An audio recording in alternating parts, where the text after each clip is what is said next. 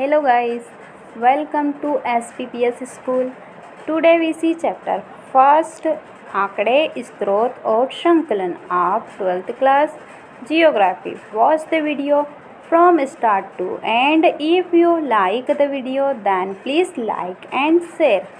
आइए हम chapter first आंकड़े स्रोत और संकलन का सॉल्यूशन करेंगे। ठीक है, क्वेश्चन आंसर डिस्कस करेंगे। निम्नलिखित प्रश्नों के उत्तर लगभग 30 शब्दों में दीजिए। ठीक है, हमें यहाँ पर निम्न प्रश्नों के उत्तर 30 शब्दों में देना है। क्वेश्चन नंबर फर्स्ट, आंकड़ा और सूचना के बीच अंतर बताइए। हमें यहाँ पर आंकड़ा और सूचना के बीच अंतर बताना है। ठीक है, आंकड़ा संख्यात्मक सूचना को कहते हैं, लेकिन प्रत्येक सूचना संख्यात्मक हो यह आवश्यक नहीं है, क्योंकि सूचना गुणात्मक, मात्रात्मक अथवा विवरणात्मक भी हो सकती है। क्योंकि सूचना गुणात्मक, मात्रात्मक व विवरणात्मक भी हो सकती है। ठीक है, नेक्स्ट क्वेश्चन देखेंगे। आंकड़ों से आप क्या समझते हैं?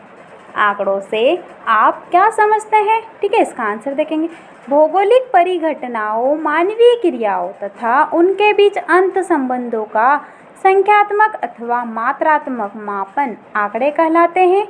दूसरे शब्दों में संख्यात्मक सूचनाएं आंकड़े कहलाती है। ठीक है, दूसरे शब्दों में संख्यात्मक सूचनाएं आंकड़े कहलाती है। ठीक है, नेक्स्ट क्वेश्चन देखेंगे। एक तालिका में पाद टिप्पणी से क्या लाभ है?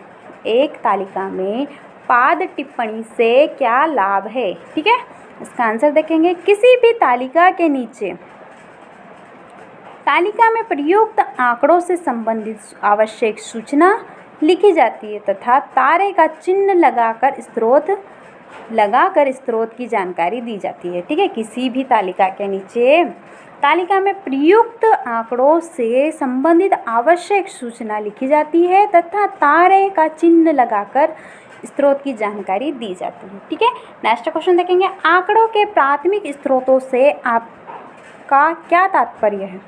आंकड़ों के प्राथमिक स्रोतों से आपका क्या तात्पर्य है? ठीक है, इसका आंसर देखेंगे। जो आंकड़े पहली बार व्यक्तिगत रूप से अथवा व्यक्तियों के समूह द्वारा किसी संस्था या संगठन द्वारा एकत्रित किए जाते हैं। जो आंकड़े पहली बार व्यक्तिगत रूप से अथवा व्यक्तियों के समूह द्वारा किसी संस्था या संगठन द्वारा एकत्रित किए जाते हैं, उन्हें आंकड़ों के प्राथमिक स्रोत कहते हैं। ठीक है, नेक्स्ट क्वेश्चन देखेंगे। द्वितीयक आंकड़ों के 5 स्रोत बताइए। हमें यहाँ पर द्वितीयक आंकड़ों के 5 स्रोत बताना है। ठीक है, इसका आंसर देखेंगे। जो आंकड़े किसी प्रकाशित अथवा अप्रकाशित साधनों या स्रोतों जैसे सरकारी, अर्ध सरकारी, अंतर्राष्ट्रीय, निजी प्रकाशन, समाचार पत्र, गैर सरकारी प्रलेखों द्वारा एकत्रित किए जाते हैं।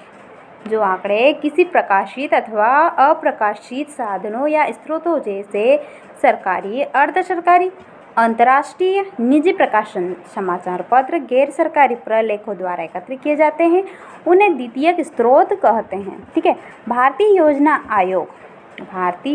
आयोग, भारत का जनगणना विभाग, भारतीय सर्वेक्षण विभाग, कृषि विभाग प्रतिवर्ष अनेक प्रकार के आंकड़ों को प्रकाशित करते हैं। ठीक है, नेक्स्ट क्वेश्चन देखेंगे।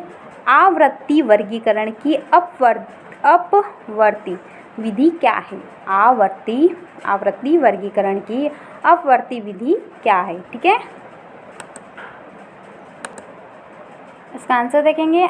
आवर्ती वर्गीकरण की अपवर्ती विधि में एक वर्ग की उच्च सीमा अगले वर्ग की निम्न सीमा होती है। एक वर्ग की उच्च सीमा अगले वर्ग की निम्न सीमा होती है। जैसे 10 से 20 वर्ग की उच्च सीमा 20 है। ठीक है, लेकिन अगले वर्ग 20 से 30 में यही 20 निम्न सीमा पर है। ठीक है, क्या 10 से 20 वर्ग की उच्च सीमा क्या है? 20 है, लेकिन अगले वर्ग 20 से 30 में यही वर्ग सीमा क्या रहेगी? 20 निम्न सीमा पर। अतः 20 को निम्न सीमा पर प्रदर्शित किया जाता है, न कि उच्च सीमा पर। इसीलिए इस विधि को अपवर्ती विधि कहते हैं। ठीक है, नेक्स्ट क्वेश्चन, निम्नलिखित प्रश्नों के उत्तर लगभग 125 शब्दों में दीजिए। निम्न प्रश्नों के उत्तर 125 शब्दों में देना है। ठीक है, इसका आंसर क्वेश्चन देखेंगे। राष्ट्रीय और अंतर्राष्ट्रीय अभिकारणों की चर्चा कीजिए जहां से द्वितीयक आंकड़े एकत्र किए जा सकते हैं। ठीक है, इसका आंसर देखेंगे। सरकारी संस्थानों से भारत सरकार के विभिन्न मंत्रालयों व विभागों, राज्य सरकारों के प्रकाशन और जिले के बुलेटिन द्वितीयक सूचनाओं के महत्वपूर्ण स्रोत हैं। भारत सरकार के विभिन्न मंत्रालयों व विभागों, राज्य सरकारों के प्रकाशन और जिलों के बुलेटिन द्वितीयक सूचनाओं के महत्वपूर्ण स्रोत हैं। इनके अंतर्गत भारत के महापंजीयक कार्यालय द्वारा प्रकाशित भारत की जनगणना, राष्ट्रीय प्रतिवर्ष सर्वेक्षण की रिपोर्ट, भारतीय मौसम विज्ञान विभाग की मौसम रिपोर्ट, राज्य सरकारों द्वारा प्रकाशित सांख्यिकीय सारांश और विभिन्न आयोगों द्वारा प्रकाशित आवधिक रिपोर्ट सम्मिलित की जाती है। ठीक है, अर्ध सरकारी संस्थान, पहले हमने सरकारी संस्थान देखे थे, अब हम देखेंगे अर्ध सरकारी संस्थान।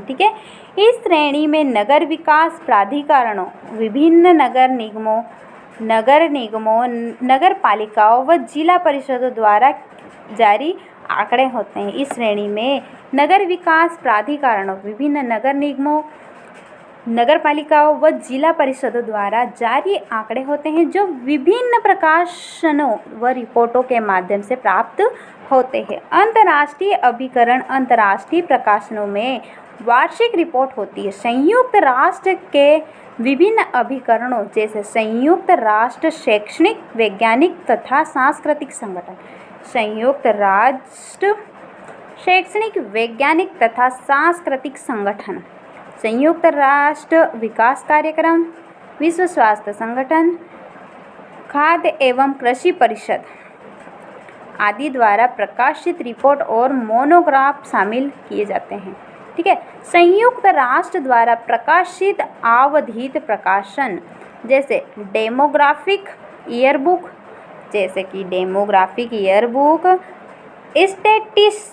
स्टैटिस्टिकल ईयरबुक तथा मानव विकास रिपोर्ट आदि अंतर्राष्ट्रीय अभिकरणों द्वारा प्रकाशित रिपोर्ट द्वितीयक आंकड़ों के एकत्रीकरण के प्रमुख स्रोत हैं। ठीक है।